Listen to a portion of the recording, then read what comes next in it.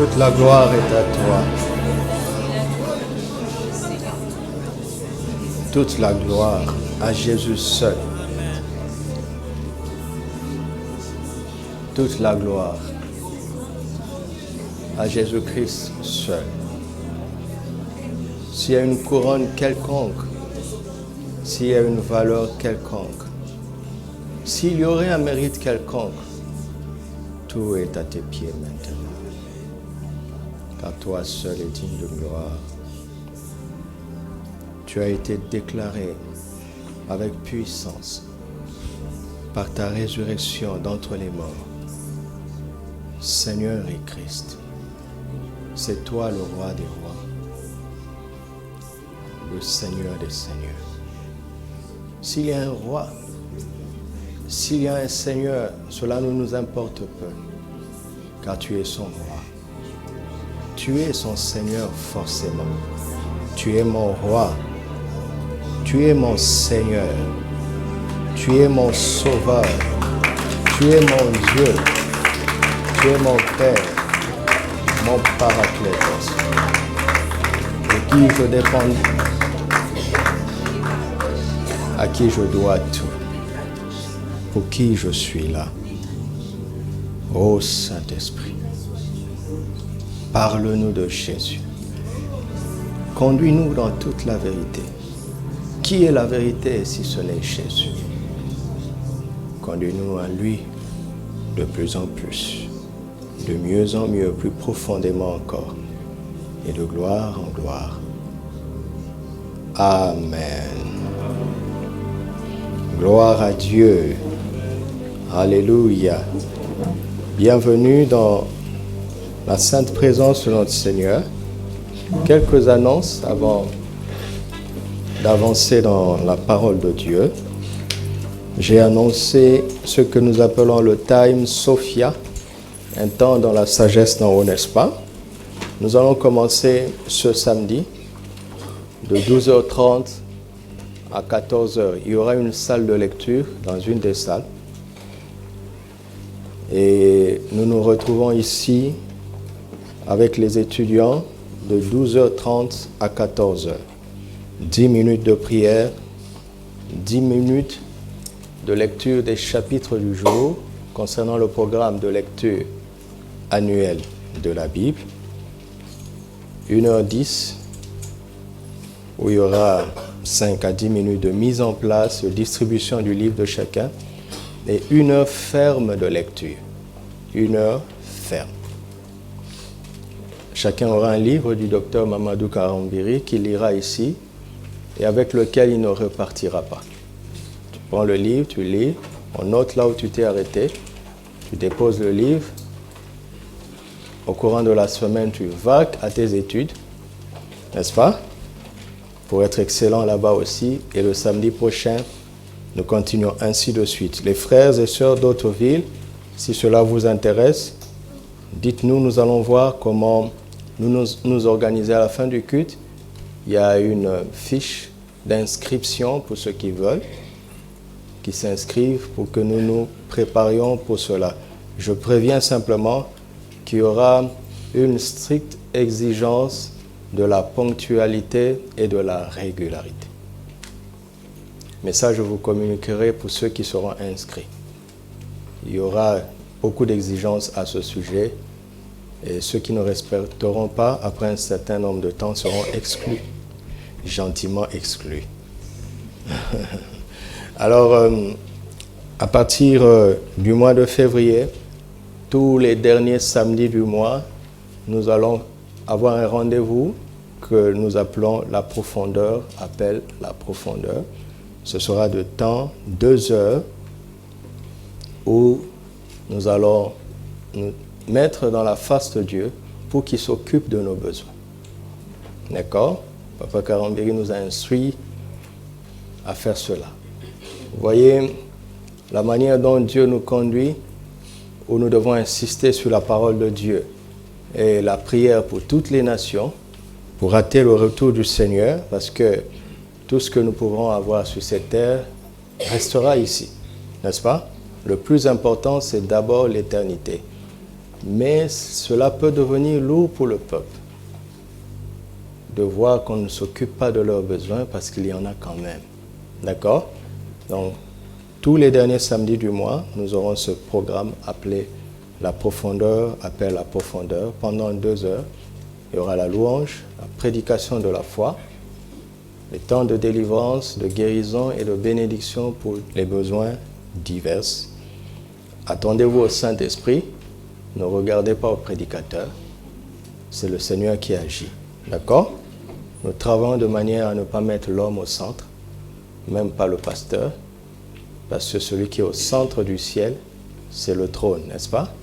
Celui qui était au centre du jardin, c'est l'arbre de vie, pas Adam, n'est-ce pas? Et au centre ici, ce n'est ni moi, ni Pasteur Arlette, ni le conseil. Ce sera toujours Christ et il sera manifeste par le Saint-Esprit simplement lorsque nous prêchons la prédication de la foi. Ok? Alléluia. Et le 3e mois, donc 2 mois successivement, nous aurons ce programme appelé la profondeur, appelle la profondeur.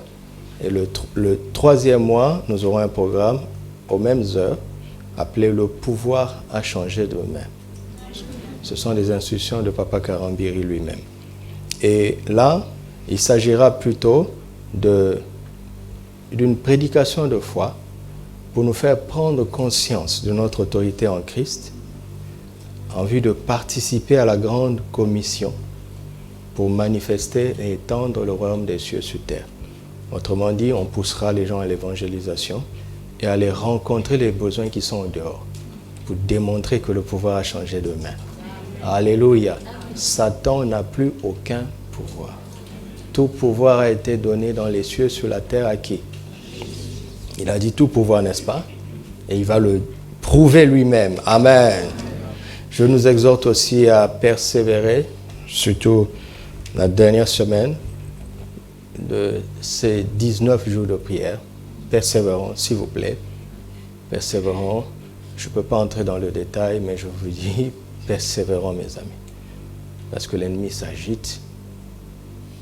C'est parfois difficile, ce qu'on voit en esprit. Mais quand on connaît la Bible, ça veut dire qu'il a flairé de grandes choses. D'accord? Ici n'est pas le lieu d'entrer dans les détails. Mais persévérons dans la prière. D'accord?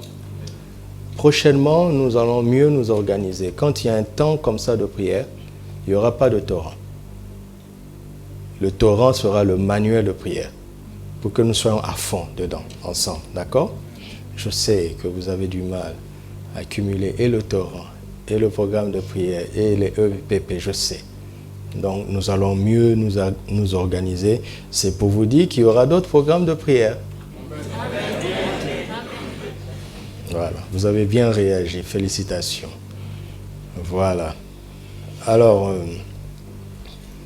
n'oubliez pas aussi le projet Caleb.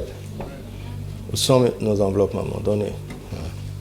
N'oubliez pas, je vous avais dit, vous savez, vous n'arriverez pas à me transformer en un gourou. Jamais. Personne ne va y arriver.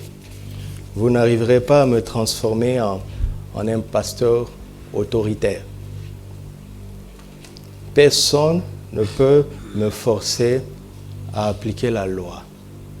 Je suis un fils de la grâce. D'accord?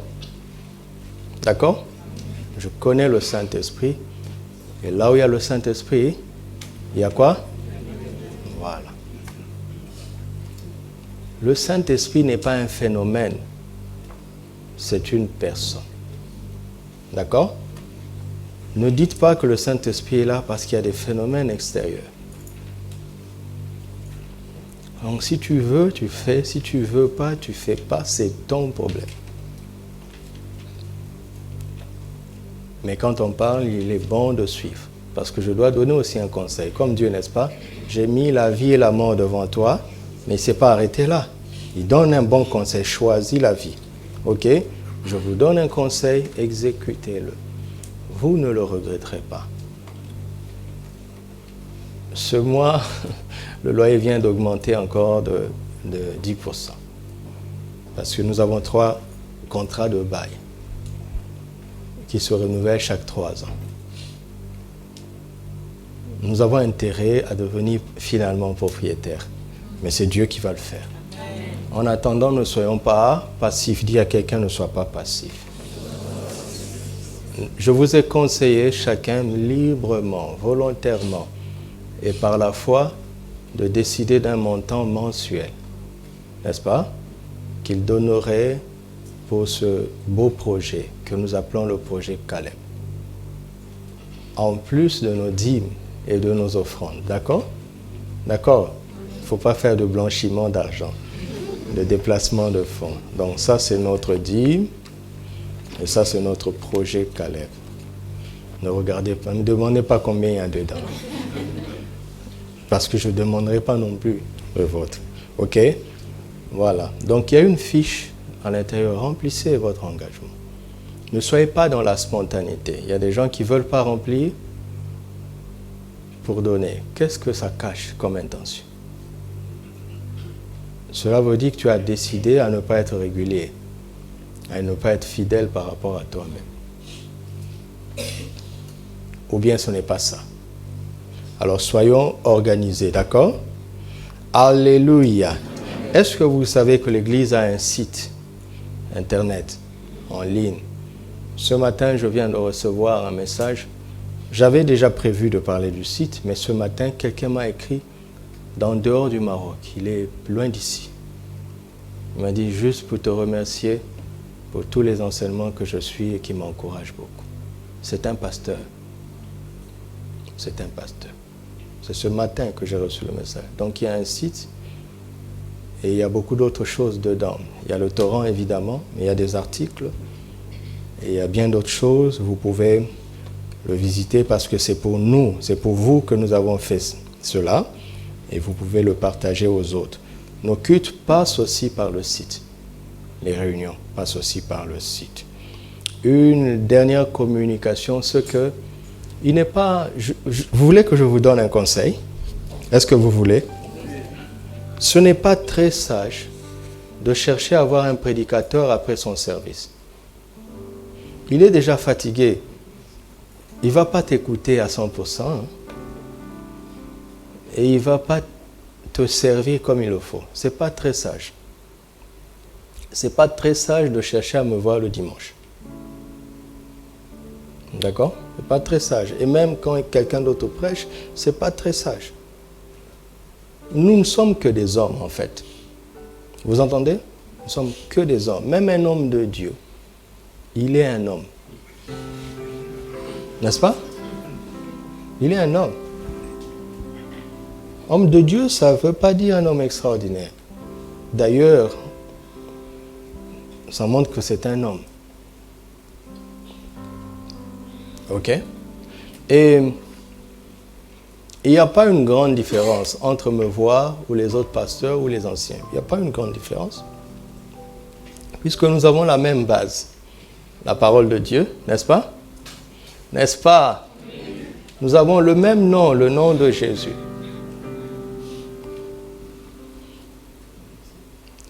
Donc, après chaque culte, les pasteurs et les anciens sont disponibles. Allez les voir. Et si cette question nécessite que vous me voyiez, ils vont vous diriger à moi. Mais ne les contournez pas, ça ne sert à rien.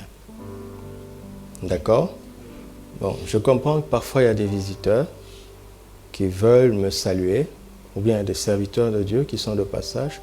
Oui, on doit les respecter. Dans ces conditions-là, vous pouvez me voir directement. Mais pour tout le reste, voyez d'abord les pasteurs et les anciens. Mais nous allons appliquer le conseil que j'ai trop à donner à Moïse. D'accord? Et si ça nécessite que l'on me voie, ils vont organiser ça. Si quelqu'un veut juste parler avec moi parce que ça fait longtemps, ça aussi c'est prévu. Voyez-les et soyez sincères. D'accord? N'inventez pas un problème qui n'est pas si grave. Parce que tu voulais simplement... Non, tu as le droit juste causer avec moi. Moi aussi, ça me fait plaisir. Moi aussi, je veux vous voir. Mais vous êtes 500 à Casablanca. Il y en a d'autres ailleurs. Comment je vais faire? On ne doit pas vous ramener à l'homme, s'il vous plaît. D'accord? Buvez toute la parole de Dieu. Mettez-la en pratique. Il y a déjà des réponses dedans. Et la puissance divine à l'intérieur. D'accord? Mais la communion fraternelle existe. Ça, je le comprends. D'accord? N'aie pas honte de dire, je veux seulement le rencontrer parce que ça fait longtemps. N'aie pas honte de le dire, c'est ton droit. Et nous allons organiser ça. Ok? On s'est bien compris? Alléluia. Nous allons passer à la parole de Dieu. Notre titre ce matin est celui-ci. Tout est prêt. As-tu le bon revêtement? Je pose cette question à deux personnes. Tout est prêt. As-tu le bon revêtement?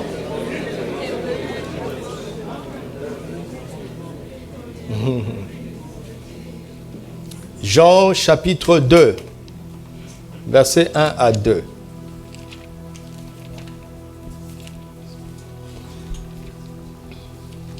Suivez attentivement ces lectures. Elles vont nous aider à comprendre simplement la pensée de Dieu.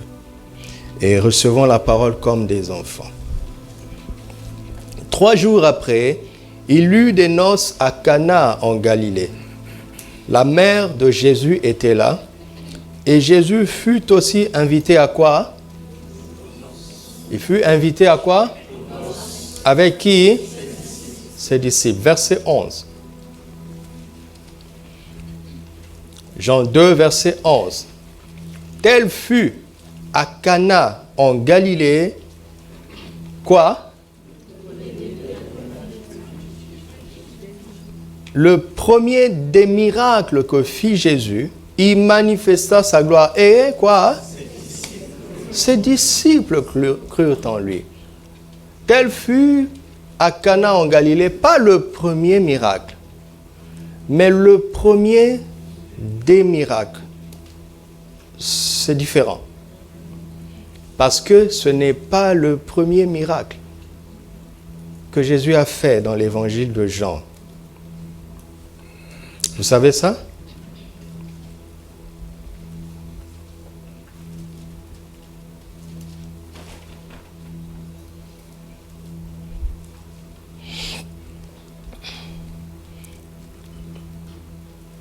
Il avait déjà fait d'autres choses extraordinaires avant. Donc, c'est le miracle. Papa Karamviré appelle ça le miracle principe. Pas le premier miracle, mais le premier des miracles, qui est un miracle principe. C'est un miracle qui porte le principe du miraculeux, du surnaturel divin. Amen. Et repose sur quoi? Sur cette simple idée. Faites ce qu'il vous dira. Autrement dit, écoutez d'abord et pratiquez sa parole. Vous avez entendu? Et ce miracle principe n'est pas destiné à l'évangélisation. Il n'est pas destiné à la foule, à tout le monde. Il est destiné aux disciples. Vous me suivez? Oui. Hier, je parlais avec un serviteur de Dieu et il m'a dit combien il voit qu'il faut prier pour cette nation. C'est difficile parce que Dieu l'utilise puissamment en contact avec certaines personnes. Et il a parlé d'un cas d'une personne qui était malade pendant 5 ans. Ils ont prié pour la personne, guérison instantanée. La personne a reconnu que Jésus est fort, mais il n'a pas rejoint la foi chrétienne pour autant. Et il me disait, nous voyons tellement de choses comme ça. Et je lui ai dit, mais Jésus, ce n'est pas nouveau. Ce n'est pas inhérent au Maroc. Jésus a dit, croyez au moins à cause de ces miracles. La foi ne vient pas des miracles. Mais c'est la foi qui produit les miracles. Ok? Je ne veux pas que vous ayez l'impression que je ne crois pas au miracle ou que je veux ralentir votre zèle à vivre le surnaturel divin. Non, non, non, allez-y, allons-y d'ailleurs. Ok? Mais ce n'est pas les miracles qui donnent la foi, mais c'est la foi qui produit les miracles. Ok? La foi vient de quoi?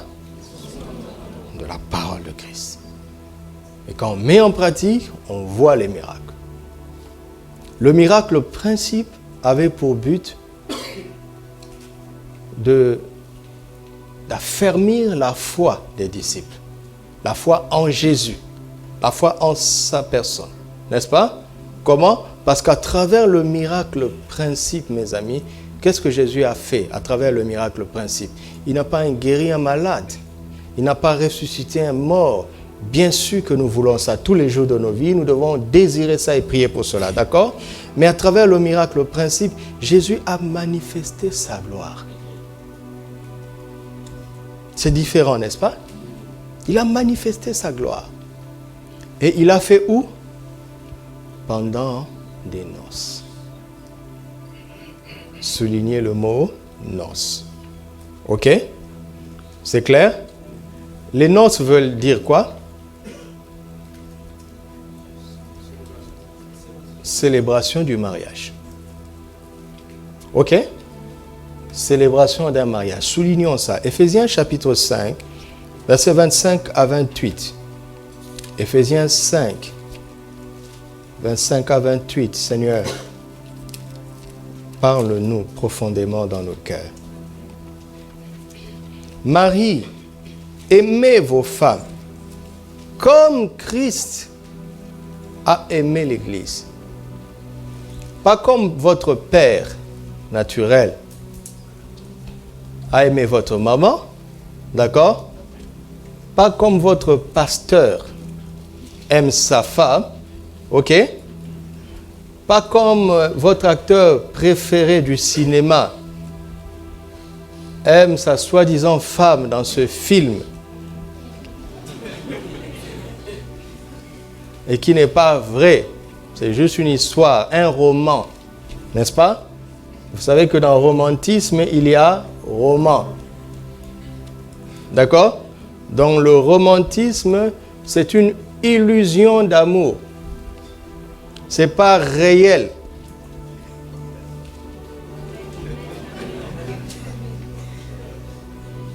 Parce que le modèle d'amour, c'est les films.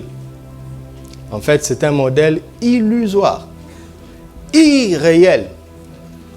Ok? Ne soyez pas romantique. Soyez aimant.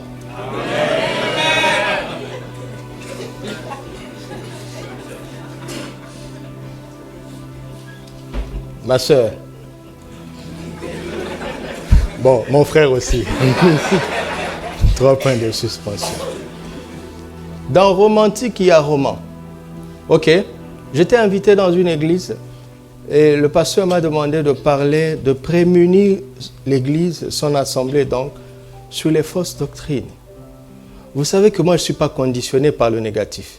Je sais pas prendre la vie par le bout du négatif. Je ne sais pas faire ça. Dieu a tellement retourné mon mental que je ne sais pas faire ça. Je ne tire pas de leçons à partir des échecs ou à partir des souffrances. Parce que les ténèbres n'existent pas. Les ténèbres, c'est l'absence de la lumière. D'accord? Paul nous conseille de surmonter le mal par le bien. Cela veut dire quoi? Que le bien sera toujours plus fort que le mal. La Bible dit que là où le péché abonde, la grâce, le péché ne sera jamais au-dessus de la grâce. Donc ne prenez jamais les choses sur le bout du négatif. Évidemment, j'ai dit au pasteur que je ne sais pas prémunir l'Église de fausses doctrines. Je sais leur enseigner, pas la vraie doctrine, la saine doctrine. Et quand ils connaissent la saine doctrine, sur le terrain de la vie, c'est à eux de choisir. Comme nous aussi qui prêchons, devons choisir tous les jours. Et quand j'ai commencé l'introduction, je leur ai dit, une doctrine c'est quoi? Et l'église me regardait comme ça. J'ai dit, mais dans doctrine, il y a le mot docteur. Une doctrine, c'est tout simplement un enseignement. Et à la fin, le pasteur me dit, mais vraiment, parfois, on va trop loin. J'ai jamais remarqué que doctrine et docteur ont la même racine. Romantisme et roman ont la même racine. J'ai la suite dans les idées. D'accord? Un mariage qui repose sur le romantisme sera faible. Parce que c'est un mariage fondé sur un roman. Voilà, c'est bien clair. Donc nous, les frères chrétiens, devons imiter Jésus pour aimer nos femmes. Et quand je dis nos femmes, en fait, je veux dire chacun sa femme. Hein?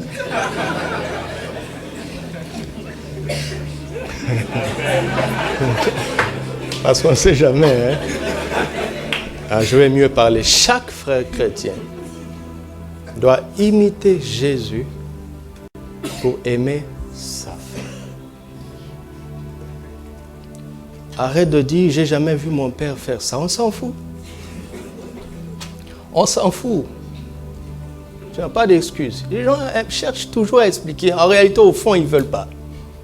Ils ne veulent pas faire les efforts. Tu n'as pas vu un fils dont le parent était très bien aimant envers sa mère, mais qui est un mauvais époux à son tour? Ça ne dépend pas de ça. Ok? Noces veut dire célébration du mariage. D'accord? Alors, Marie, aimez vos femmes comme Christ a aimé l'Église et s'est livré lui-même pour elle. Soulignez ça. Afin de la sauver. La sauver. Mes amis.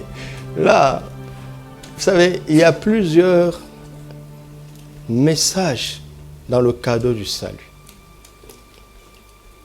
Ok? Tant que tu n'es pas encore marié, Jésus est ton Seigneur, n'est-ce pas? Et l'œuvre de la croix, à travers l'œuvre de la croix, tu vois que Jésus est mort pour te délivrer du péché. Ok?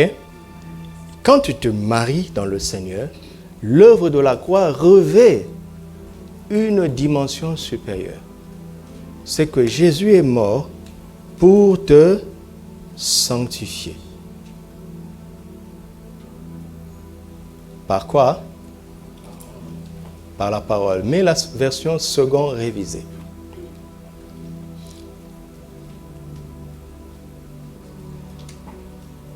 Merci. Afin de la conduire. Vous avez vu ça? À quoi? Après l'avoir purifiée et lavée par quoi? L'eau de la parole. Chaque mari doit savoir que quand il parle, ok, sa parole a l'effet de l'eau. Et s'il parle la parole de Dieu, sa parole a l'effet de l'eau pure qui purifie. S'il ne parle pas par la parole de Dieu, sa parole a l'effet d'une boue qui dévalorise la femme. Elle a beau se maquiller comme elle veut, mais au fond d'elle, elle perd son estime en elle-même. Je vous assure, elle perd son estime. À cause de quoi? Du pouvoir de la parole de son mari. Ça, c'est une loi. Ne jouez pas avec vos paroles, mes frères.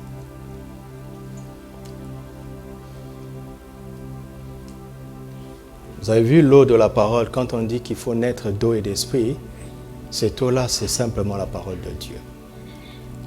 Je ne reviendrai pas au sermon du dimanche passé. Mais j'aime ça parce qu'il dit de la conduire.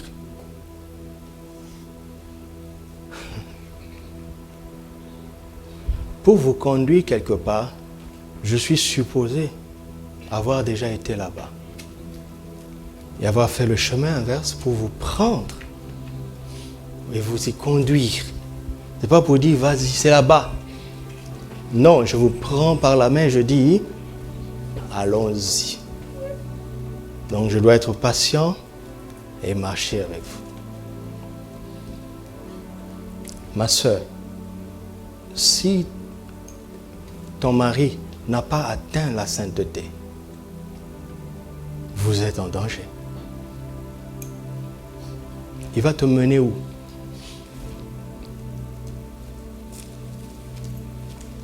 Et mes frères, vous savez, ça ce sont des choses qui vont vous aider à accélérer l'accomplissement de votre mariage. Quand vous progressez comme ça, le jour où Dieu voit que vous êtes prêts, il va emmener Ève à votre côté. Avec une simple parole, vous allez toucher son cœur. Sans l'amener à un resto luxueux et la mettre dans un taxi. Après, toi-même, tu rentres à pied. Ayant laissé toute ta bourse du mois là-bas. Un simple mot. Elles se sont valorisées.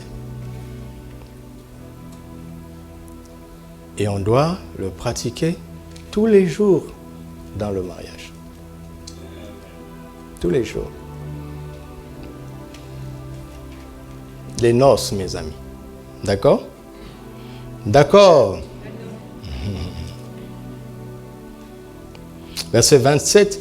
Afin de la faire paraître devant qui? Devant lui-même. Ça, c'est Christ, n'est-ce pas? N'est-ce pas? Combien de fois, vous savez, je suis dans le ministère depuis plus de 20 ans. Combien de fois j'ai entendu des hommes dire « Habille-toi bien, parce que quand tu es pas présentable dehors, c'est ma honte. » Donc vous voyez un homme qui soigne sa femme pour les autres. Si tu es très intelligent, tu es en train de te créer des problèmes. Parce qu'il y a les mauvais yeux aussi qui pourraient voir. Christ a embelli son épouse pour lui-même. Donc, chaque homme, chaque jour, doit apprendre à admirer sa femme. Sinon, il est en danger. Et une femme, tous les jours, a besoin d'être admirée. Quand une femme se sait admirée par son mari, le monde ne lui dit plus rien. Quel homme va la toucher dehors? Qu'est-ce qu'elle va lui dire qu'elle n'a pas entendu chez son mari? Est-ce que vous savez ça c'est prouvé, hein? Il est plus difficile à une femme de tromper son mari que l'inverse. Les femmes sont beaucoup plus fidèles que les hommes. Parce que leur faiblesse sensuelle est lente, alors que la faiblesse sensuelle du masculin est rapide. C'est très difficile à une femme de tromper son mari. Et à chaque fois que vous entendez parler d'adultère, admettez déjà, je vous dis forcément, que l'homme a failli. Forcément. Forcément. Mais ce n'est pas parce que l'homme a failli que la femme a raison. Nous devons tous craindre Dieu. D'accord? C'est très important. La faire paraître devant lui comme une épouse glorieuse, sans tache, ni ride, ni rien de semblable, mais sainte et irrépréhensible. Ouais, il a conduit à ce point de sainteté et d'irréprochabilité. Pourquoi? Parce qu'il est saint lui-même. Il est venu sur la terre, il s'est identifié à nous et il nous a pris pour nous amener là où il est et comme il est exactement. Alléluia. Amen. Alléluia. Continuons. Alors, Apocalypse 19, versets 1 à 10. Apocalypse 19, versets 1 à 10.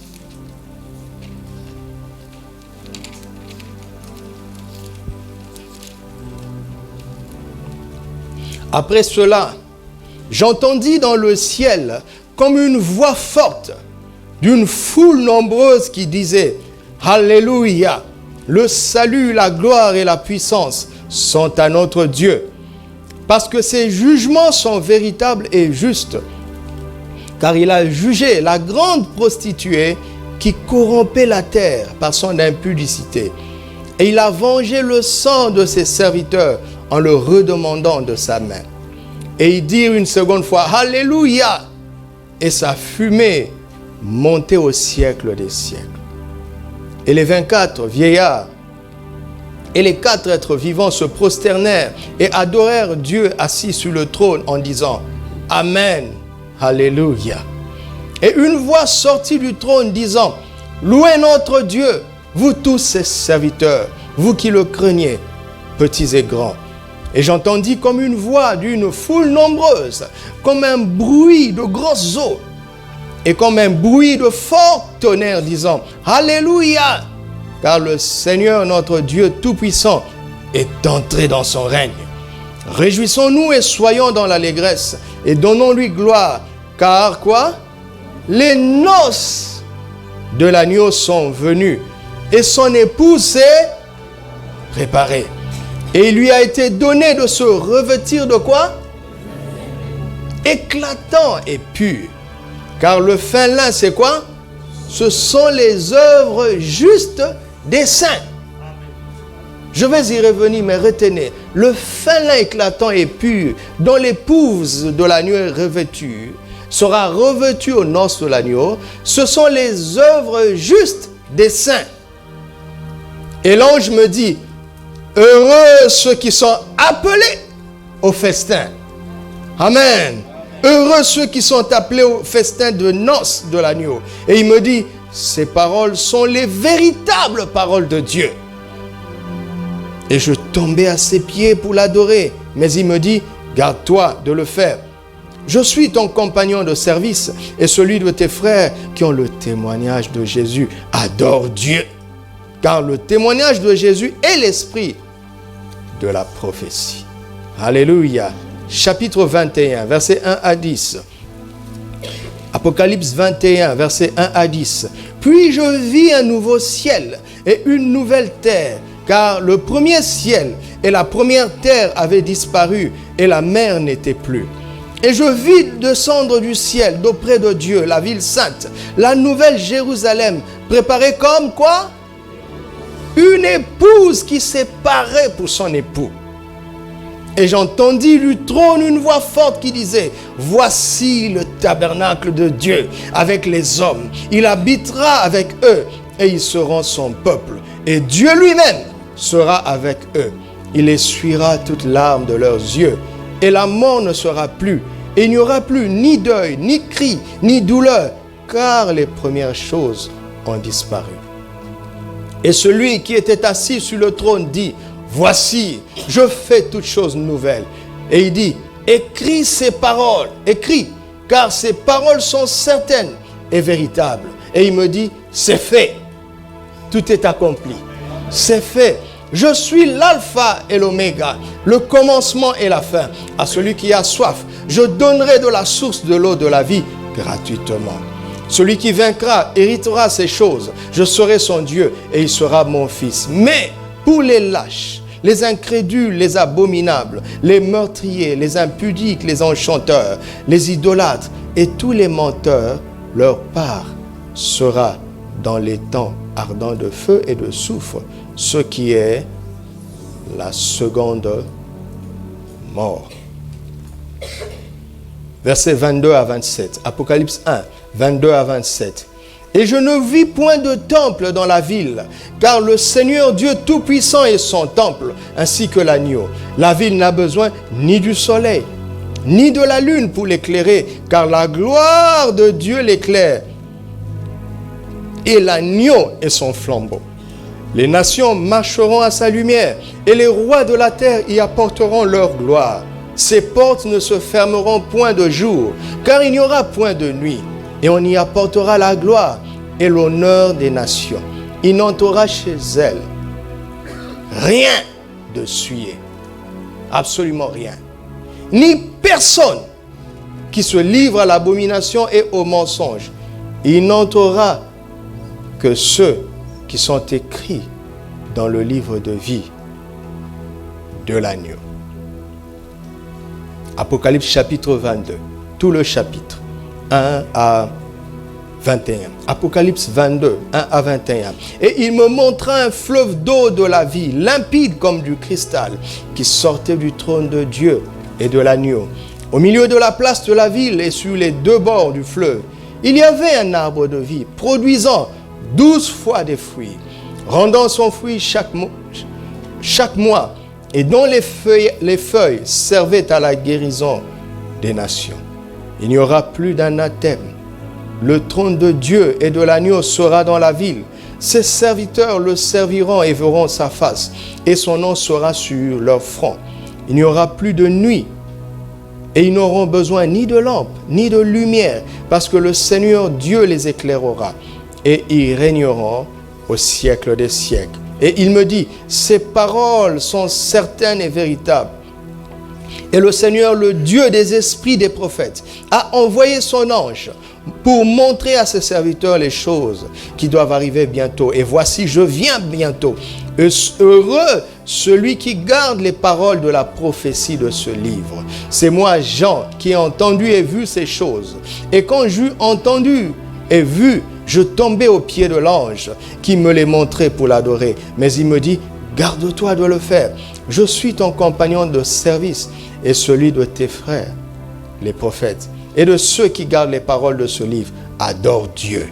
Et il me dit, ne scelle point les paroles de la prophétie de ce livre, car le temps est proche. Que celui qui est injuste soit encore injuste. Que celui qui est souillé se souille encore. Et que le juste pratique encore la justice, et que celui qui est saint se sanctifie encore. Voici, je viens bientôt, et ma rétribution est avec moi, pour rendre à chacun selon ce qu'est son œuvre. Je suis l'alpha et l'oméga, le premier et le dernier, le commencement et la fin. Verset 14. Heureux ceux qui lavent leurs robes, afin d'avoir droit à l'arbre de vie et d'entrer par les portes dans la ville. Dehors, les chiens, les enchanteurs, les impudiques, les meurtriers, les idolâtres et quiconque aime et pratique le mensonge. Entendez par mensonge le contraire de la parole de Dieu, car la parole de Dieu est la vérité. Et y compris le mensonge moral. Moi, Jésus, j'ai envoyé mon ange pour vous attester ces choses dans ces églises. Je suis le rejeton de la postérité de David, l'étoile brillante du matin. Et l'esprit et l'épouse disent, viens. Que celui entend dise, viens. Et que celui qui a soif vienne, et que celui qui veut prenne de l'eau de la vie gratuitement. Alléluia. C'est notre espérance. Alléluia. Matthieu chapitre 22. Versets 1 à 3. Jésus, prenant la parole, leur parla de nouveau en parabole. Et il dit, le royaume des cieux est semblable à quoi? À un roi qui fit... Il parle de quoi, Jésus? Il parle de tout ce que nous avons lu. De ces noces qui vont arriver. C'est de cela dont il est question. Le roi, là, c'est le Père. Le Fils, c'est l'agneau. Jésus lui-même. Il envoya ses serviteurs appeler ceux qui étaient invités aux noces, mais ils ne voulurent point. Parce qu'ils étaient trop figés par les choses de cette vie. Verset 8. Allez, il dit à ses serviteurs. Alors il dit à ses serviteurs, les noces sont prêtes. Tout ce que nous avons lu dans l'Apocalypse est déjà prêt. Alléluia. C'est déjà prêt. Mais les conviés n'en étaient pas dignes. Ce qui les a disqualifiés ici, ceux qui n'en étaient pas dignes. Amen. Versets 11 à 14. Le roi entra pour voir ceux qui étaient à table. Et il aperçut là un homme qui n'avait pas quoi? Revêtu un habit de noces. Et c'est quoi cet habit de noces? C'est un fin lin blanc, pur, éclatant. Qui représente quoi? Les œuvres justes des saints. Autrement dit, il faut d'abord être saint, d'accord? Et produire des œuvres justes. Si tu n'es pas saint, enfin, si tu es saint et que tu ne produis pas des œuvres justes, le vêtement n'est pas là. Et quand le vêtement n'est pas là, qu'est-ce qu'il fait? Verset 12, il lui dit, mon ami, comment es-tu entré ici sans avoir un habit de noces? Cet homme eut la bouche fermée. Alors le roi dit au serviteur, liez-lui les pieds et les mains et jetez-le dans les ténèbres du dehors, où il y aura des pleurs et des grincements de dents, car il y a beaucoup d'appelés, mais peu d'élus. Amen. Vous voyez la relation avec ce qu'on a lu dans l'Apocalypse? C'est de cela dont il est question. On ne peut pas traiter cette parabole sans aborder Apocalypse 19 à 22. On ne peut pas. Vous voyez, Jésus parle d'être digne, de le vouloir, dans Matthieu 22. L'appel pour participer à la célébration de ce mariage éternel, qui est l'union finale de l'humanité qui aura cru en Jésus avec le Seigneur lui-même. Et ils ne feront plus qu'un. Ne regardez pas ça comme un mariage charnel. En fait, vous savez que tout ce qui est visible vient de l'invisible. N'est-ce pas? Et le mariage est simplement une image des noces de l'agneau.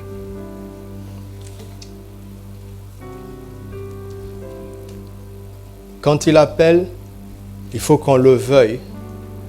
Première condition. Deuxièmement, il faut qu'on en soit digne. Troisièmement, il faut qu'on ait le bon revêtement. C'est cela mon titre. Tout est prêt. As-tu le bon revêtement? Parce que ici, vous avez dit oui à l'invitation. Parce que vous êtes là, n'est-ce pas? Vous avez dit oui. Tous ceux qui ont reçu Jésus sont entrés dans cette dignité. Mais un jour, à la fin, parce que nous sommes dans cette salle tous ensemble, mais à la fin, il viendra voir si nous avons le bon vêtement. Mon ami, il est bon que l'on parle de ces choses, car la parole est un miroir, afin que chacun ait lui-même une idée divine de ce qu'il est, pour comprendre dès maintenant quel sera son sort final. La parole de Dieu est un miroir, n'est-ce pas? N'est-ce pas? Alors, nous avons vu simplement par les Écritures que le bon revêtement, c'est quoi? Ce sont les œuvres justes des saints. Les œuvres justes des saints. Dans Apocalypse 21, dans Apocalypse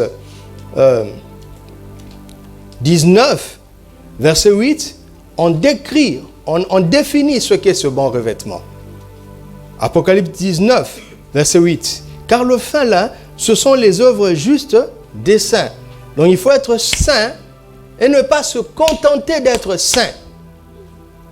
Mais il faut en plus de sa nature de sainteté, produire des œuvres justes. Ce que la Bible appelle le fruit de justice. Ça, c'est dans Apocalypse 19. Étonnamment, dans Apocalypse 22, verset 14, il est dit « Heureux ceux qui lavent leurs robes, afin d'avoir droit à l'arbre de vie et d'entrer par les portes de la ville. » Autrement dit, Dieu sait que ce vêtement peut être souillé. Vous m'entendez? Dieu, dans sa bonté, a su que ce vêtement peut être souillé. Et selon moi, ça c'est une opinion, je pense que celui qui est entré dans Matthieu 22, en entrant, il avait le bon vêtement. Mais à la fin, il n'a pas gardé son vêtement dans un bon état. Parce que la question c'est, comment es-tu entré ici? Autrement dit, le droit d'entrer, c'était ce vêtement. Et on ne pouvait pas tricher. Mais la révélation, c'est que il n'a pas gardé ce vêtement à l'état où il aurait dû l'avoir. C'est Apocalypse 22 qui nous montre. Il dit, heureux ceux qui lavent leur robe. Dieu a prévu que ce vêtement aurait pu être souillé. Et dans sa bonté, parce qu'il ne veut pas nous perdre, il avait prévu un moyen de le laver ou de le maintenir pur. Alléluia. C'est clair? Oui, il ne faut pas tirer des conclusions rapides en se fixant sur un seul passage. Il faut voir le tableau complet dans toutes les Écritures. 1 Jean, chapitre 1, à partir du verset 6e. 1 Jean 1, 6, jusqu'à 1 Jean 2, 1. 1 Jean 1, 6, jusqu'à 1 Jean 2, 1. Si nous disons que nous sommes en communion avec lui et que nous marchions dans les ténèbres, nous faisons quoi? Nous faisons quoi? Et vous avez vu que tous ceux qui pratiquent le mensonge seront éjectés. Il conçoit pas, il dit, écoute, tu ne peux pas être en communion avec Christ et marcher dans les ténèbres. C'est pas possible. Vous m'entendez? C'est pas possible. Mais il poursuit. Et nous ne pratiquons pas la vérité. C'est ça le problème. C'est là où se trouve la défaillance. Verset 7. Mais si nous marchons dans la lumière, comme il est lui-même dans la lumière, nous sommes mutuellement en communion. Et quoi?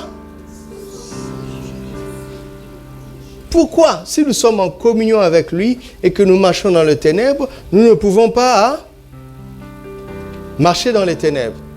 D'où vient que le sang va nous purifier? Va nous purifier de quoi si nous ne péchons pas? Personne ne connaît exactement le standard de la sainteté et de la justice de Dieu.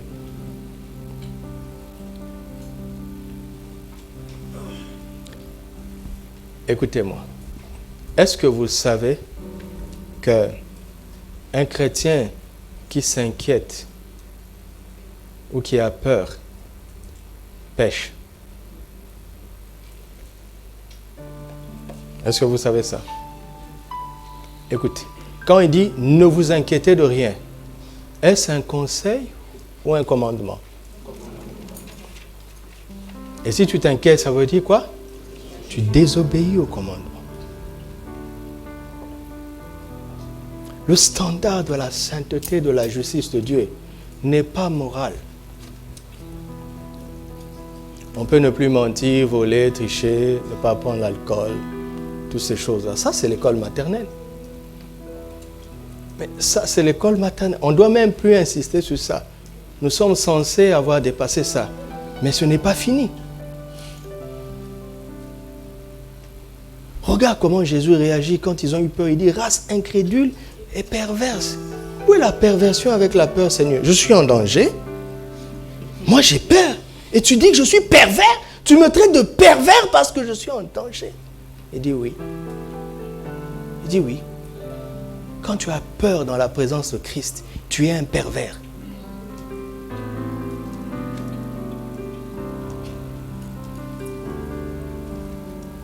Qui va réussir?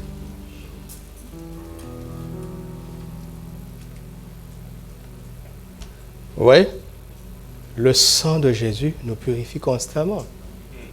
Sinon, la foudre serait tombée sur moi déjà depuis longtemps.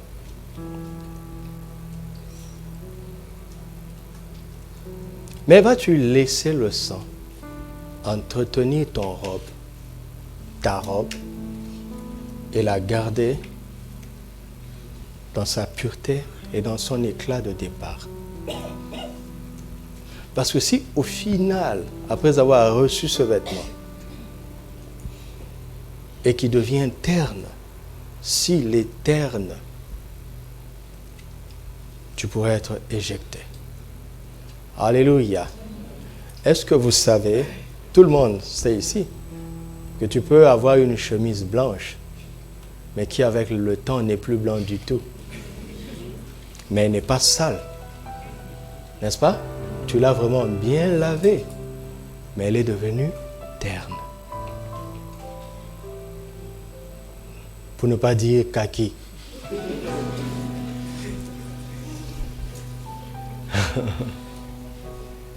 Le sang de Jésus, mes amis. Le sang de Jésus. Ça sera le titre de notre prédication. De la profondeur appelle la profondeur de ce mois. Fin février. Le sang de Jésus, simplement. On va parler que du sang de Jésus. Une prédication de 30 minutes. Le sang de Jésus. Heureux ceux qui lavent leur robe. C'est-à-dire quoi?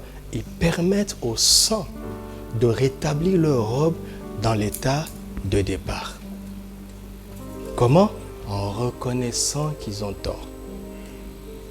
Ok? Ok? En reconnaissant. Et deuxièmement, en étant sensible à l'esprit.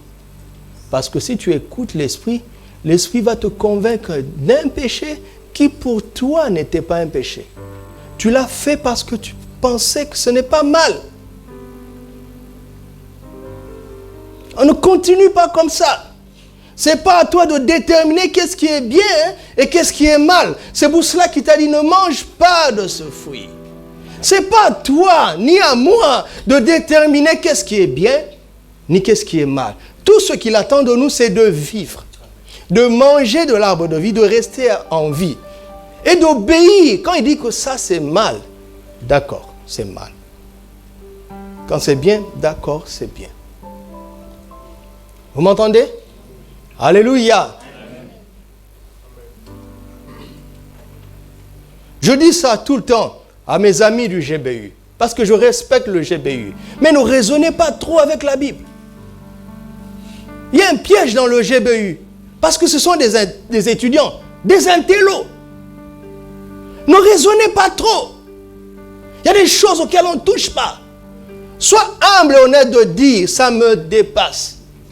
Parce qu'en réalité, derrière nos raisonnements, qu'est-ce qu'il y a? Il y a la défaite cachée. Et on veut trouver des excuses. Quand Dieu dit que ce n'est pas bien, ce n'est pas bien. C'est tout. Dans ma marche avec Dieu, il y a des choses que je ne fais plus. Parce que c'est mal pour moi. Je ne vous prêcherai jamais ça. C'est à moi, c'est personnel. C'est une loi personnelle. Et si je le fais, je sais que j'ai péché. Je serais autant triste que si j'avais commis un péché moral. Mais si je n'écoute pas l'esprit, le sang ne peut pas laver ma robe.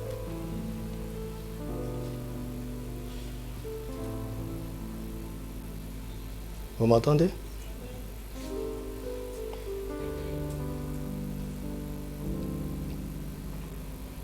Par exemple, maintenant, là, il y a une phrase que je voulais dire. Il m'a dit, ne le dis pas. Si je dis, je pêche.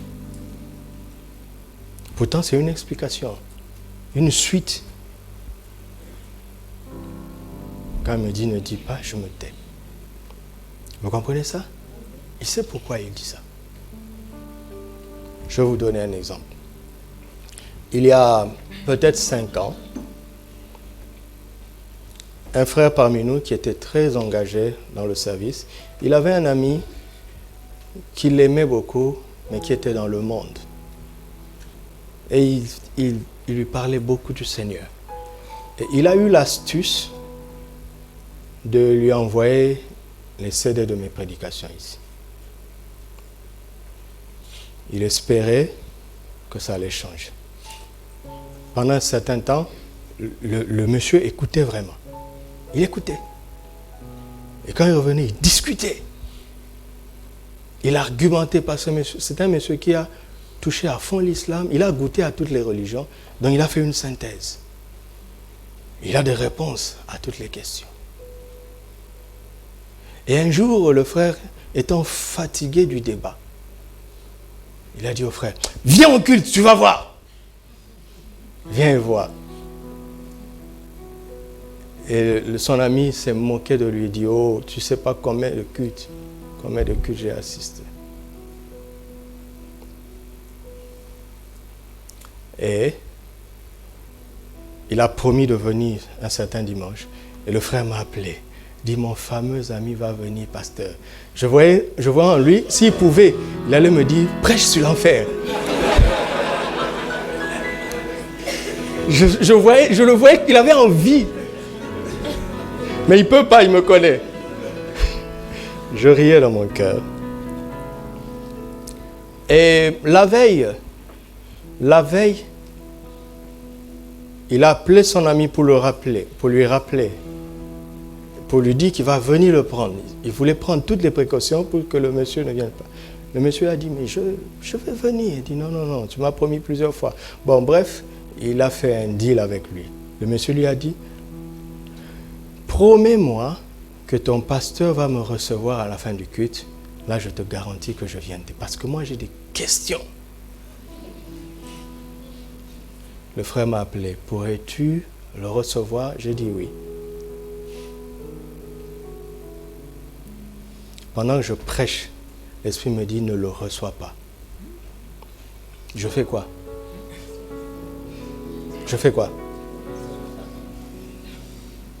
J'étais troublé. J'avais donné ma parole. Et il me dit, pendant que je prêchais, vous ne savez pas ce qui se passe quand on parle. Il me dit en même temps, ta parole est-elle au-dessus de la mienne? Et là, c'était suffisant pour moi. À la fin du culte, qu'est-ce que je vais lui dire? Rien. Je vais au bureau, le frère vient me voir pour dire, il est là. Je lui ai dit, dis-lui que je ne peux pas le recevoir. Bon, le frère était déçu, visiblement. Et il lui a dit, il n'avait pas le choix. Le monsieur s'est senti offensé. Offensé. Il a raconté tout ce qu'on peut raconter. Je vois, vous pasteur, c'est blablabla. Bla, bla. Il ne pouvait rien. Moi aussi, je ne savais pas quoi dire d'autre. Je voulais au moins donner une explication. Mais non, il ne m'a pas permis. Nous ne savons pas pourquoi. Et le frère me racontera plus tard. Parce qu'il est ici avec nous. Il me racontera plus tard qu'au courant de la semaine, il s'est senti tellement vexé que dans son orgueil, il s'est dit, dimanche prochain, je viendrai. Ça s'explique comment? Dans son orgueil, normalement, il doit dire, je ne viendrai plus jamais. Et ce dimanche-là, dans son orgueil, il est venu tout seul. Son ami ne savait pas. Et ce jour-là, j'ai prêché sur l'enlèvement. Parce que si tu fais un message par rapport à quelqu'un, c'est pas bien. Moi, j'étais sûr qu'il ne viendrait pas. Ah oui, t'es sûr. Et je n'avais pas prévu. Samedi soir, l'Esprit me dit, j'étais sur la route, je venais d'une ville. C'est sur la route, l'Esprit me dit, tu parles de l'enlèvement. Ok. Je lance l'appel. Voilà le monsieur qui se lève. Son ami l'a vu dans l'écran.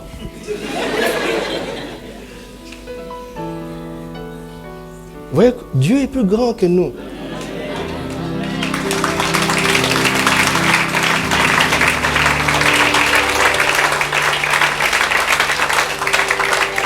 Recevoir le vêtement blanc, mais le laver constamment dans le sang. Et pour la repentance, elle ne doit pas dépendre simplement de ta notion du péché.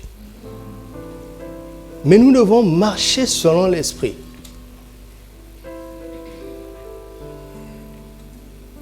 Parce que nos valeurs morales sont très basses. N'est-ce pas? Et même notre spiritualité est limitée au niveau du message que nous avons entendu. N'est-ce pas? Nous devons apprendre à marcher selon l'esprit. Parce que l'esprit attend notre réaction pour que le sang nous lave. Vous entendez? Ne jouez pas avec le Saint-Esprit. Même pour la nouvelle naissance. Tout le monde parle tout le temps de Jésus. L'œuvre de la croix. Mais tu as cru pourquoi? Qui t'a convaincu de péché? Ce n'est pas l'évangéliste. Vous savez ça, non? Ce n'est pas l'évangéliste. Donc avant de reconnaître Jésus, c'est l'Esprit qui t'a touché. C'est toujours le Saint-Esprit. Regardez la Bible. Au commencement, Dieu créa les cieux et la terre. Est-ce qu'on parle de Dieu dit d'abord? L'Esprit se mouvait au-dessus des eaux. Si Dieu avait parlé sans l'atmosphère de l'Esprit, rien n'allait se passer. L'Esprit d'abord. Regarde, Jésus dit, les paroles que je vous ai dites sont comment? L'Esprit, mes amis. Et l'Esprit est comme ça. Je connais le Saint-Esprit. Il n'a pas besoin qu'on parle de lui. Il ne cherche pas ça. Mais il a besoin que tu sois conscient que c'est lui qui donne la vie. Ce n'est pas parce que quelqu'un dit le Saint-Esprit, qui connaît le Saint-Esprit. Écoutez-moi, très peu de gens connaissent le Saint-Esprit. Très peu de gens savent communier avec le Saint-Esprit. Je le connais depuis l'âge de 7 ans. Vous m'entendez? Je connais le Saint-Esprit depuis l'âge de 7 ans. Il n'est pas ce que vous pensez. Et il ne cherche pas à se faire connaître. Tout ce qu'il attend, c'est que tu aimes Jésus. Veux-tu connaître le Saint-Esprit? Intéresse-toi à Jésus.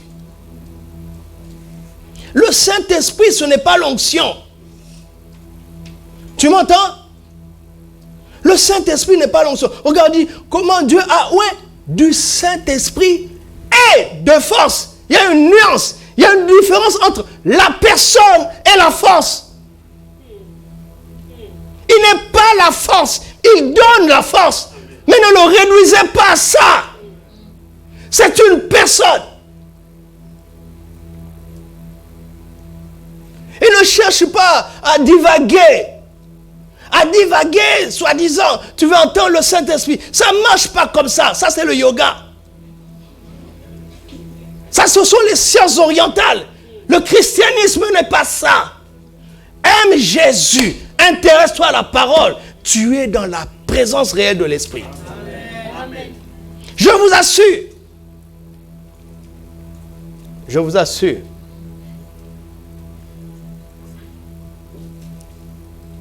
Tant qu'il ne t'a pas touché, le sang ne peut pas agir. Tant qu'il ne t'a pas convaincu, le sang ne peut pas agir. Et mon ami, si tu laisses une seule tache sur ta robe, oh Seigneur, quel est le sort final?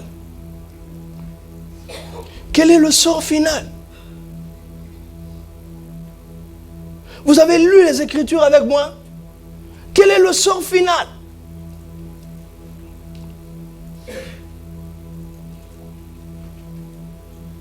Jouez pas avec ça.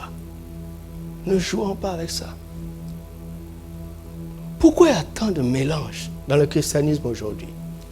Parce qu'on a laissé de côté ces paroles. C'est comme si à la rigueur on disait, bon, reçois Jésus. Tu es devenu la justice de Dieu, la sainteté de Dieu, la rédemption, la sagesse. 1 Corinthiens 1,30.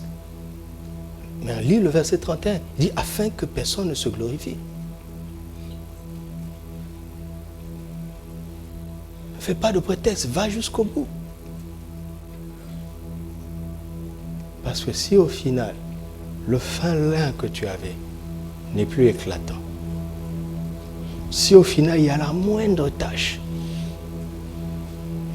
le sort final, mes amis, c'est l'enfer.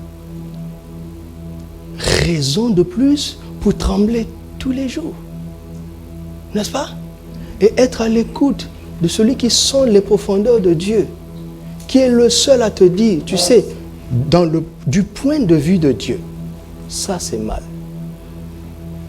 Pas du point de vue du pasteur, pas du point de vue de l'église, pas du point de vue de la dénomination, mais du point de vue de Dieu. Qui sont les profondeurs de Dieu? C'est pasteur Doudou. Arrêtez ça. C'est TPV, oubliez ça. C'est le christianisme, même pas.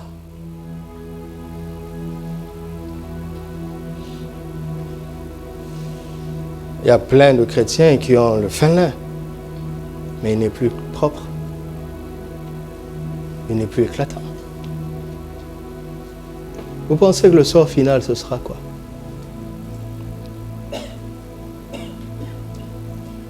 Qui peut être sauvé si c'est le cas? Il y a de quoi être humble, n'est-ce pas? Et trembler tous les jours. Et Jésus a répondu, aux hommes, cela est impossible. Mais à Dieu, tout est possible. Donc c'est possible, mes amis. Nous allons nous retrouver là-bas. C'est possible. Mais en faisant ce que la parole nous dit. Alléluia. Vous avez compris ça?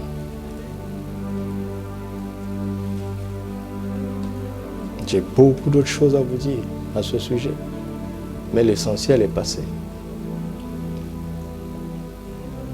L'essentiel est passé, mes amis. L'éternité avant tout. Les noces de l'agneau avant tout. Quand on a fixé ça, on fait marche arrière maintenant pour traiter les affaires de la vie. Mais toujours dans la crainte de Dieu. Dans une confiance absolue. Amen. Nous allons passer un temps dans la prière.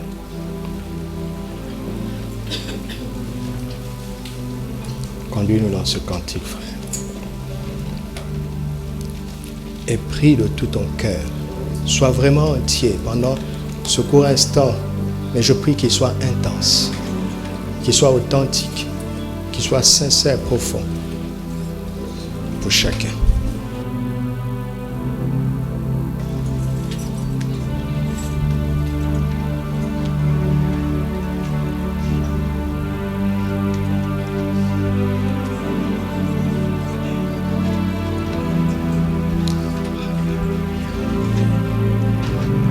Alléluia.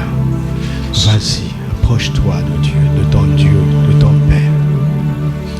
Je viens dans la présence du Seigneur, le Saint des Saints est là. Je viens et je me prosterne dans la crainte de son nom.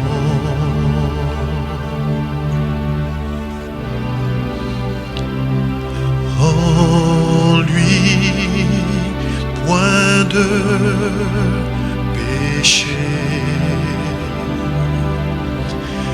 Dans le lieu saint, nous sommes.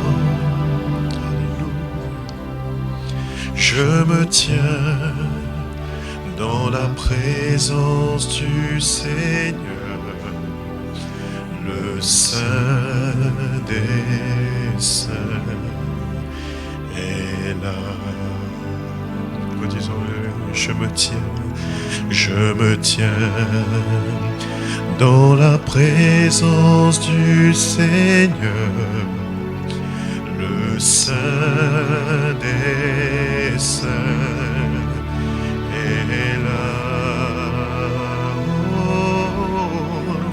je viens et je me prosterne dans la crainte de son nom.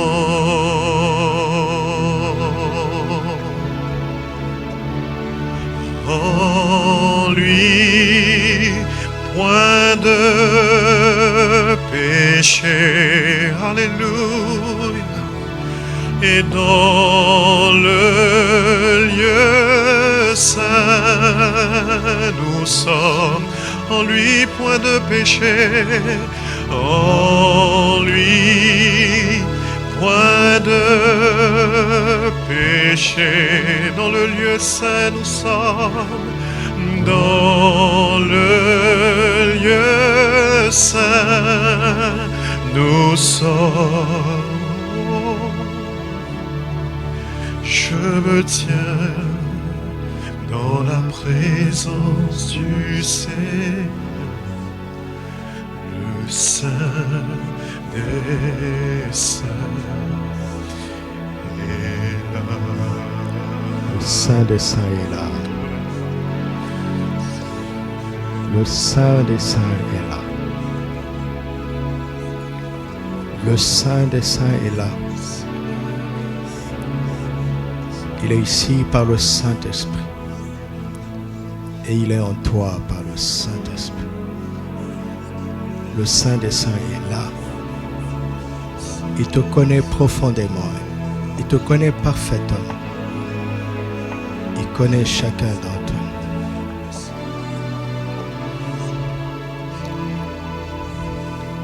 Il est là. Il nous rend conscients de sa présence. Et il parle au cœur de chacun. Il est le Saint-Esprit. Car il tient tellement à nous qu'il ne veut pas nous perdre éternellement. Alors il parle à ton cœur. Il parle à ton cœur. Il parle à ton cœur. Que ma vie te glorifie.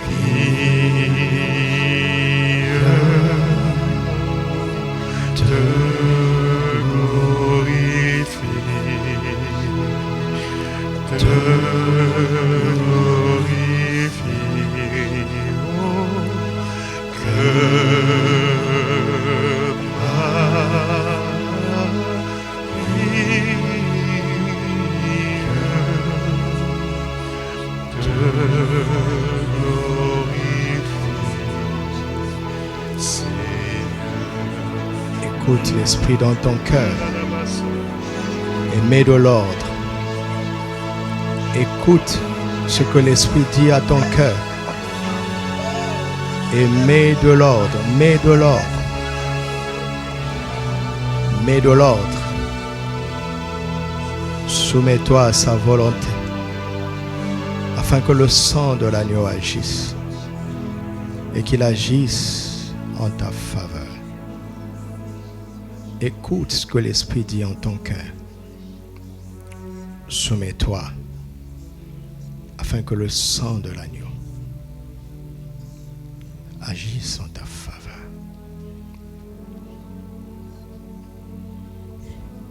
Seigneur, purifie cette assemblée ce matin. Purifie chaque personne en ce lieu. Que nous ressortions tous de ce culte avec un fin lin blanc, pur, éclatant. Et que nous l'entretenions tous les jours en marchant dans la lumière, étant conduits par ton esprit. Et ta parole qui est la vérité. Afin que nos vies te glorifient. Que ma vie te glorifie, te glorifie. Que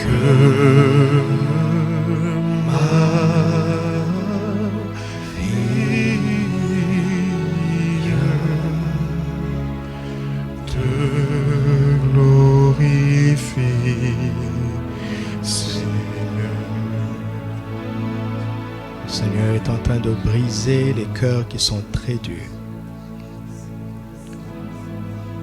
Il est venu confronter l'orgueil. Il est venu confronter l'orgueil lié à l'expérience. Tu t'appuies trop sur ton expérience pour te mettre au-dessus des autres. Tu es victime de ton expérience, victime de tes victoires. Le Seigneur te dit, je ne t'ai pas donné ces victoires pour ça. Je ne t'ai pas donné de victoire pour que tu en deviennes prisonnier. Prisonnière. Et cela concerne fortement une dame. Il y a beaucoup qui sont concernés par ça. Mais il y a une dame. L'Esprit me dit, il y a une dame à qui je m'adresse et je parle à son cœur. Et elle le sait. Elle le sait.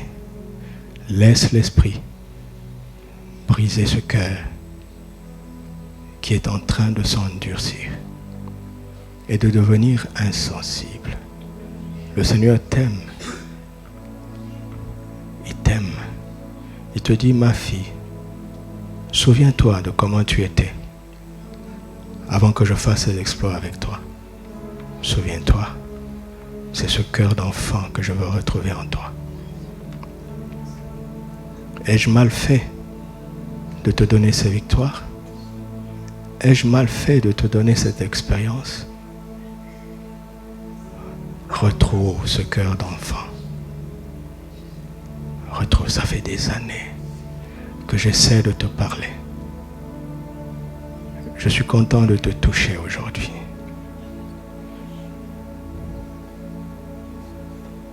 Souviens-toi de ce contact spécial que j'ai eu avec toi il y a plusieurs années, à un endroit précis.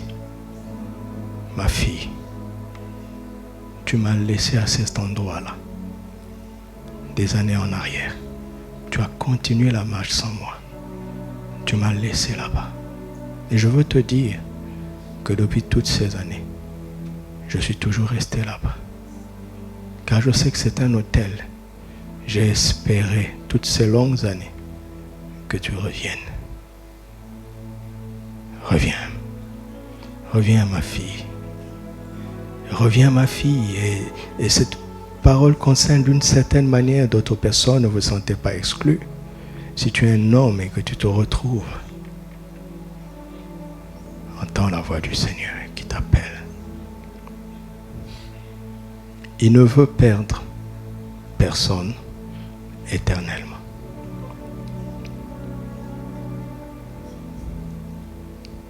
Il ne veut perdre personne éternellement. Quelqu'un a prié cette semaine et il a dit à Dieu, Seigneur, fais que le diable ne se réjouisse pas. Seigneur, sauve-moi pour que le diable ne se réjouisse pas. Voici ce que l'Esprit me dit de te dire. Dans les temps de feu, le diable n'aura pas l'occasion de se réjouir. Je ne fais rien dans ta vie par rapport au diable. Tu es mon enfant. Tu as compris? Tu es mon enfant. Tu es mon enfant. Dans le temps de feu, le diable ne se réjouira pas de voir les gens en enfer. Il n'en aura pas le temps. Dans ces lieux-là, il n'y a que des pleurs et des grincements de dents. Et Satan sait que là-bas, il ne se réjouira pas. Alors, change de mentalité. Viens à moi comme un enfant s'approche de son père. Viens à moi sans arrière-pensée. Ne me demande plus jamais d'agir par rapport à qui que ce soit. Tu n'as pas besoin de ce genre d'argument pour me toucher, mon enfant. Connais mon cœur, connais mon cœur. Connais mon cœur. Connais mon cœur.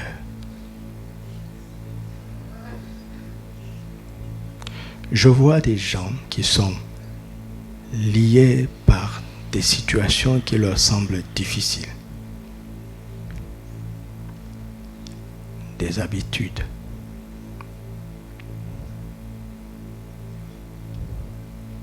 Et l'Esprit me dit, ils ont accepté la défaite. C'est ça leur problème.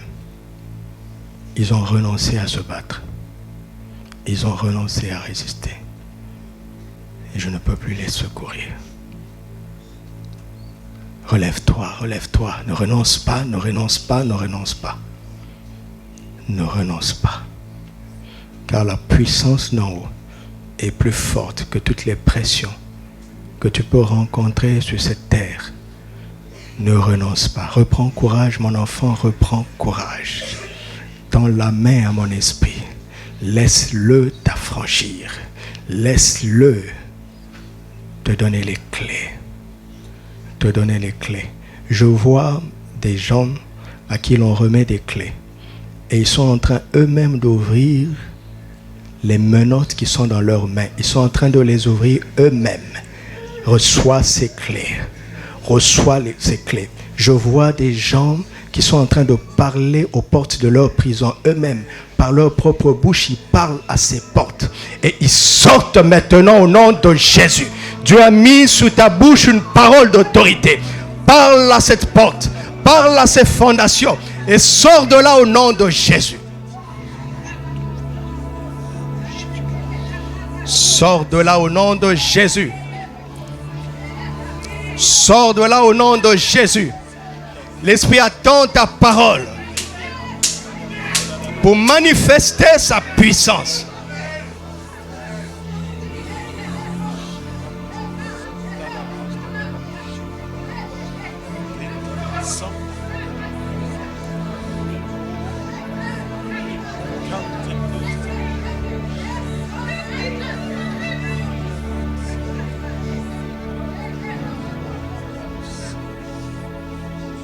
Oh mes amis, cette table est immense.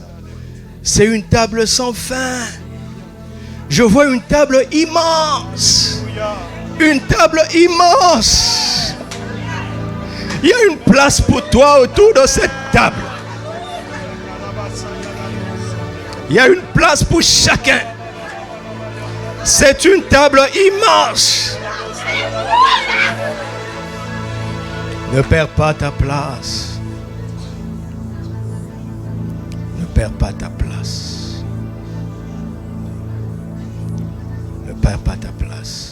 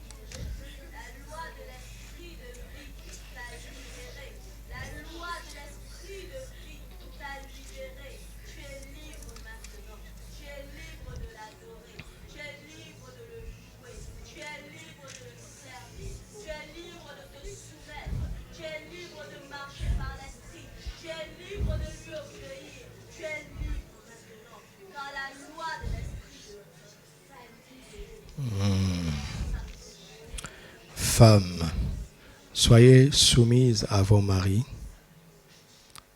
comme au Seigneur. Car le mari est le chef de la femme, comme Christ est le chef de l'Église, qui est son corps et dont il est le sauveur. Nous sommes l'épouse du Seigneur. Nous lui devons la soumission. Car il est notre chef. C'est lui qui nous a sauvés. Il est notre chef. Soyons soumis au Seigneur. Église, sois soumise au Seigneur. Car c'est lui qui est ton chef. Tu es son corps. C'est lui qui t'a sauvé. Nous allons prier pour le corps de Christ sur cette nation. Et nous allons demander au Saint-Esprit d'aider l'Église, pas une assemblée locale, mais l'Église de Jésus, à lui être soumise dans cette nation. Prions, prions, prions pour tout le corps de Christ. Seigneur, Seigneur, donne-nous, nous ton peuple, un cœur humble, un cœur soumis à toi, à ta volonté. Seigneur, Seigneur, enlève toute forme de rébellion, toute forme d'ambition humaine dans le cœur de l'Église. Que l'Église te soit soumise sur cette nation. Que l'Église sur cette nation soit un modèle de l'épouse que tu as sauvée. Que l'Église te soit soumise. Que l'Église te soit soumise au nom de Jésus. Bénissons nos frères et nos sœurs qui sont dans les autres assemblées. Bénissons-les, bénissons-les, bénissons-les. Dis du bien, bénis-les. Bénis tout le monde, bénissez, bénissez.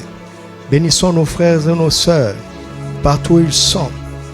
Nous bénissons tous les pasteurs dans toutes les assemblées qui sont dans cette nation. Nous bénissons toutes les églises locales sur cette nation. Nous les bénissons.